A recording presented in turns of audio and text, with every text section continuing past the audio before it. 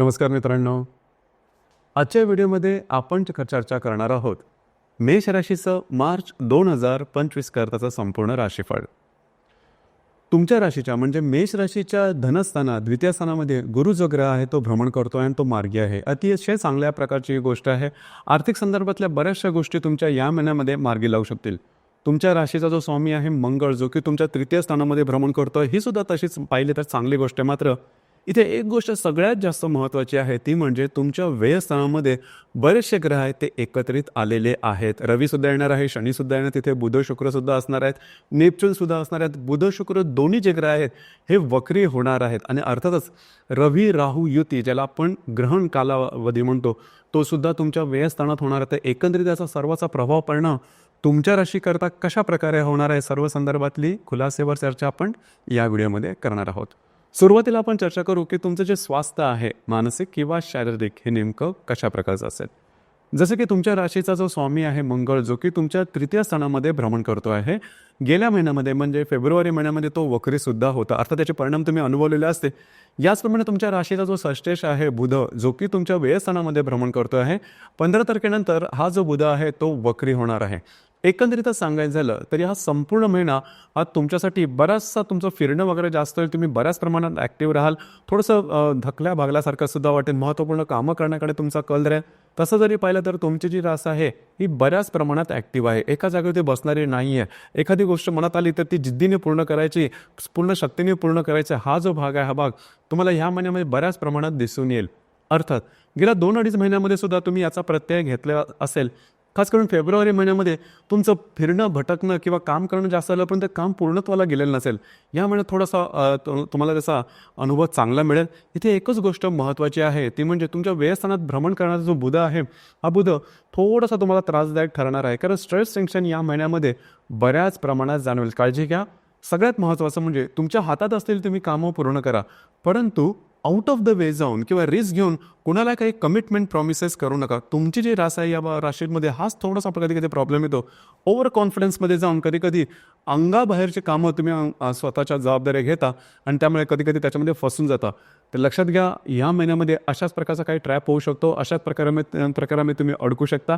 काळजी घ्या. अशा कुठल्याही प्रकारची वचनं, कमिटमेंट, प्रॉमिसेस कोणालाही देऊ नका. ही जी तुमच्या अंगाबाहेरची आहे, जी तुमची नेहमीची कामं आहेत, की जी कामं तुमची अडकलेली आहेत, ती मात्र जरूर हाती घ्या. ती पूर्ण होताना दिसेल. अर्थात त्याकरता सुद्धा थोडीशी धावपळ, मात्र कामं तुमची पूर्ण होताना दिसेल. तर या संदर्भात थोडीशी काळजी घेणं गरजेचं राहील. याचप्रमाणे धनस्थानाबद्दल किंवा तुमच्या आर्थिक स्थैर्याबद्दल विचार करायचा झाला तर तुमच्या धनस्थानाचा तुमचा जो धनेश आहे शुक्र, जो की तुमच्या व्ययस्थानामध्ये भ्रमण करतो आणि दिनांक 2 तारखेनंतर तो वक्रीसुद्धा होणार आहे. राशीचा जो पंचमेश आहे रवी, जो की तुमच्या लाभस्थानामध्ये भ्रमण करतो आहे 15 तारखेनंतर, हा सुद्धा तुमच्या व्ययस्थानात जाणार आहे. आणि राशीचा जो अष्टमेश आहे मंगळ, जो की तुमच्या तृतीय स्थानामध्ये भ्रमण करतो आहे. आणि राशीचा जो लाभेश आहे शनी, जो की तुमच्या लाभस्थानातच भ्रमण करतो आहे. या महिन्याच्या 30 तारखेनंतर तो तुमच्या व्ययस्थानामध्ये भ्रमण करणार आहे. म्हणजे तुमच्या राशीला 7.5 सुद्धा येणार आहे. तर एकंदरीत या महिन्याबद्दल सांगायचं झालं, या महिन्यामध्ये आर्थिक संदर्भात तशी काय काळजी करू नका. आर्थिक म्हणजे तुमचे व्यवहार असतील ते सुरळीत येतील. तुमची आर्थिक येणी आहेत ती सुद्धा व्यवस्थित राहतील. फक्त इथे एकच गोष्ट थोडी महत्त्वाची आहे, ती म्हणजे तुमचे खर्च. तुमची जी रास आहे खर्च करण्यात सगळ्यात पटाईत आहे किंवा खर्च तुमचे लगेच होऊन जातात. म्हणजे खर्च करताना तुम्ही मागे पुढे बघत नाही. अर्थात तुमची इन्कमसुद्धा तशी चांगली असते, परंतु या महिन्यामध्ये या गोष्टीवर थोडंसं लक्ष देणं गरजेचं राहील की खर्च कुठे कधी कसे खर्च करावे. कारण पैसे तर येतील, परंतु खर्च केल्यामुळे पैसे आलेल्याचे ते सेव्हिंग होणं हा प्रकार होणार नाही. या संदर्भात काळजी घ्या. दुसरी सगळ्यात महत्त्वाची गोष्ट म्हणजे जर तुम्ही शेअर मार्केटमध्ये ट्रेड करत असाल तर नीट जपून करा. कारण तुमच्या व्ययस्थानामध्ये रवी राहू युती होणार आहे. तुम्हाला तुमच्यासमोर अशा प्रकारच्या काही घडामोडी होतील की ज्यामुळे तुम्ही त्याच्यामध्ये अलगद गुंतून जाल. अशा प्रकारचे काही ट्रॅप होतील की त्याच्यामध्ये तुम्हाला वाटेल की हां, ही गोष्ट आपण करू शकतो, म्हणजे शेअर मार्केटमध्ये सुद्धा गुंतवणूक करू शकतो आणि नेमकी तुम्ही गुंतवणूक केल्यानंतर गोष्टी तुमच्या विरोधात जातील. अशा प्रकारचा अनुभव तुम्हाला या महिन्यामध्ये बऱ्याच प्रमाणात येईल. किंवा ज्याला आपण रिव्हेंज ट्रेडिंग म्हणतो, हा रिव्हेंज ट्रेडिंगचा भाग तुमच्या राशीला जास्त दिसून येतो. तर या संदर्भात काळजी घेणं अतिशय आवश्यक राहील. ही गोष्ट फार महत्त्वाची. तर एकंदरीतच आर्थिक इन्कम तुमचं चांगलं राहील, परंतु खर्च किंवा गुंतवणूक याकडे लक्ष देणं महत्त्वपूर्ण राहील. घरातल्या ज्या व्यक्ती असतील त्यांच्याबरोबरचे सुद्धा तुमचे नातेवाईक संबंध चांगले राहतील. त्याबद्दल तशी काय काळजी करू नका. जर तुम्ही कोणाच्या रिलेशनशिपमध्ये असाल तिथे थोडासा प्रॉब्लेम येईल.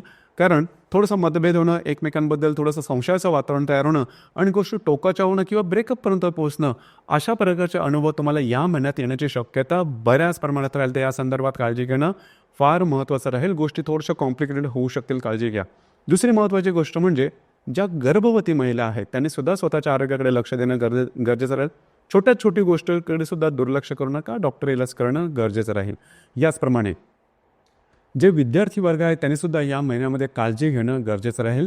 म्हणजे तुम्ही जे काय तयारी केलेली असेल, आता सध्या परीक्षेचाच मौसम आहे आणि जर का तुम्ही खूप कॉन्फिडन्स असाल आणि कॉन्फिडन्स राहून तुम्ही अगदी बिंदास्त असाल तसं करू नका. एफर्ट देणं गरजेचं आहे, कारण कालावधी थोडासा फसवा आहे. नेहमीपेक्षा तुम्हाला जास्त प्रयत्न करावे लागतील, नाही तर तुमचे अंदाज चुकू शकतील, गोष्टी तुमच्यासाठी कॉम्प्लिकेटेड होऊ शकतील. याचप्रमाणे मेष राशीचे अशा व्यक्ती की ज्यांची संतती आहे त्यांनी सुद्धा संततीच्या संदर्भात थोडीशी वेगळे अनुभव येतील. संतती थोडीशी वेगळी वागते आहे किंवा विचित्र वागते आहे, त्यांच्या नेहमीच्या वागणुकीत तुम्हाला बदल दिसतो आहे, अशा प्रकारे सुद्धा काही अनुभव येतील. तर त्याकडे थोडंसं करडी नजर ठेवणं गरजेचं राहील. गोष्ट फार महत्त्वाची राहील. एकंदरीत या सर्व गोष्टीकडे तुम्हाला लक्ष देणं या महिन्यामध्ये महत्त्वपूर्ण राहील. याचप्रमाणे वैवाहिक जोडीदाराच्या आरोग्याकडे लक्ष देणं गरजेचं राहील. वैवाहिक जोडीदाराच्या आरोग्याच्या संदर्भातले असे त्रास काही कव्हर करू शकतील की ज्याचं रिझनिंग होणार नाही, ज्याचं कारण नेमकं समजणार नाही किंवा त्यांच्यामध्ये आणि तुमच्यामध्ये मतभेद, मतवैचित्र अशा प्रकारचे सुद्धा काही अनुभव येतील. तर थोडंसं काळजी घ्या. जे तुमचं कार्यक्षेत्र असेल त्या संदर्भात सुद्धा काही वेगळ्या प्रकारे, कारण तुमच्या राशीचा जो कर्मेश आहे शनी, जो की तुमच्या लाभस्थानामध्ये भ्रमण करतो आहे, साधारण 30 तारखेनंतर तो तुमच्या व्ययस्थानामध्ये भ्रमण करणार आहे आणि म्हणजेच तुमची जी राशी आहे ती 7.5 येणार आहे. तर येणाऱ्या जे वर्ष असतील त्या संदर्भात आत्तापासूनच काळजी घेतलेली महत्त्वाचं राहील. या दरम्यान कुठल्याही प्रकारचे असे निर्णय घेऊ नका की जे तुमच्या अंगाशी येऊ शकतील. जरी तुम्हाला आता वाटत असेल की गोष्टी थोड्याशा कॉम्प्लिकेटेड आहेत किंवा तर थोडंसं सहन करा. कॉन्फिडन्सवरती गोष्टी जाऊ नका. लक्षात घ्या, 7.5 तुमचा कॉन्फिडन्सच खाली येतो. सरळ सरळ राहणं गरजेचं आहे, ट्रान्सपरंट राहणं गरजेचं आहे, समोरासमोर चालणं गरजेचं राहील. थोडंसं वेगळ्या वाटेने गेलं तर फसण्याची शक्यता जास्त राहील. याचा प्रत्यय तुम्हाला ह्या महिन्यामध्ये येण्याची शक्यता बऱ्याच प्रमाणात आहे. अलर्ट राहा, नाकासमोर चाला आणि ट्रान्सपरन्सी जास्त ठेवली तर गोष्टी जास्त काही कॉम्प्लिकेटेड होणार नाहीत.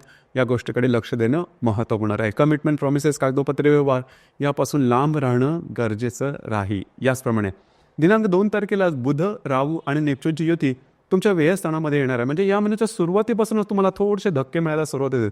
थोडंसं तुम्हाला जाणीव येईल की येणारा कालावधी नेमका कशा प्रकारचा असेल. तर साधारण या म्हणजे दिनांक 2 तारखेच्या आसपास म्हणजे कोणाला काही तुम्ही कमिटमेंट दिलेली असेल ती पूर्ण करता येणार नाहीत किंवा गोष्टी आधी काही तुम्ही कॉम्प्लिकेट केल्या असेल किंवा रिस्क घेतलेली असेल तर आता त्या थोड्याशा अंगाशी येऊ शकतील. या संदर्भात काळजी घेणं अतिशय महत्त्वपूर्ण राहील. ही गोष्ट तुम्हाला त्रासदायक होऊ शकेल, तर थोडंसं अलर्ट राहा. ही गोष्ट फार महत्त्वाची राहील. दुसरं म्हणजे दिनांक 8 तारखेला रवी आणि मंगळाचा त्रिकोणयोग होणार आहे. आता हा 8 तारखेला रवी मंगळाचा होणारा त्रिकोणयोग जो आहे हा तुमच्यासाठी अतिशय शुभफलदायी राहील. या दरम्यान अडकलेली कामं तुम्ही हाती घेऊ शकता.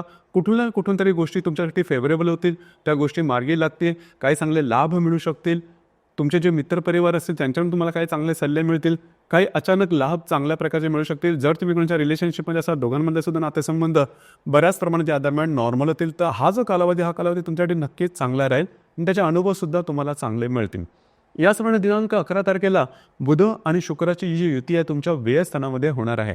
अर्थात ही जी युती आहे तशी पाहिली तर फायदेशीर राहील. खास करून तुम्हाला गुंतवणुकीच्या काही संधी मिळू शकतील, परंतु गुंतवणूक कशी करायची, कशा प्रकारे करायची हा सुद्धा भाग तेवढाच महत्त्वाचा आहे. तर या संदर्भामध्ये सुद्धा जर का तुम्ही थोडंसं त्या संदर्भात विचार करून गुंतवणूक केली तर ती बरी पडेल.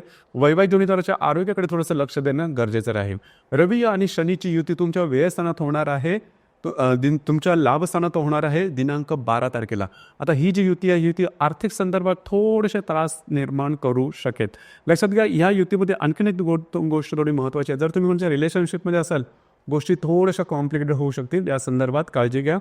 कागदोपत्री व्यवहार किंवा सरकारी कामं या संदर्भात काळजी घेणं गरजेचं आहे. तुमचे जे मोठे भावंड असेल त्यांच्यावर सुद्धा नातेसंबंधामध्ये थोडंसं तणाव एक निर्माण होईल.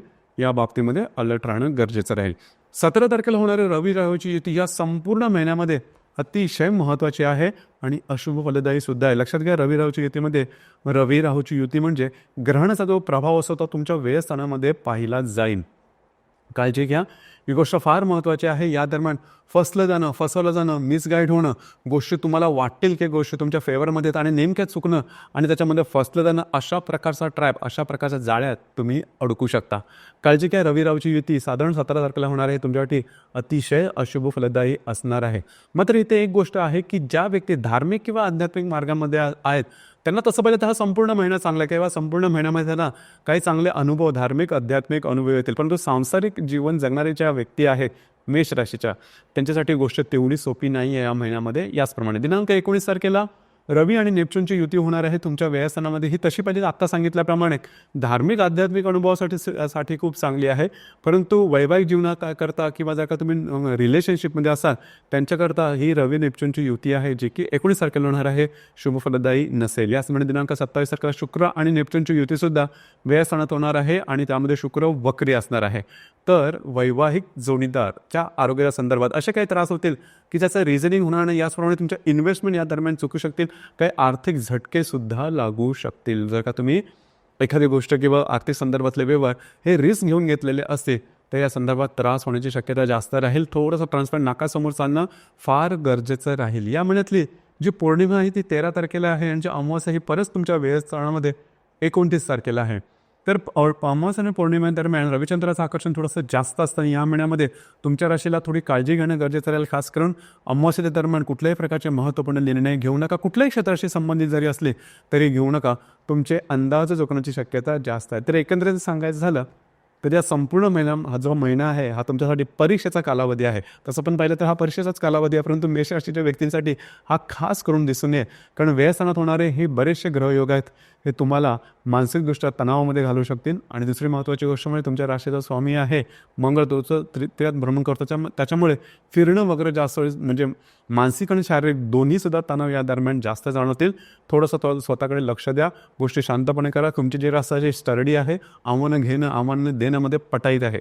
त्याच्यामुळे तशी काय काळजी करू नका. परंतु आउट ऑफ द वे जाऊन काही गोष्टी करू नका.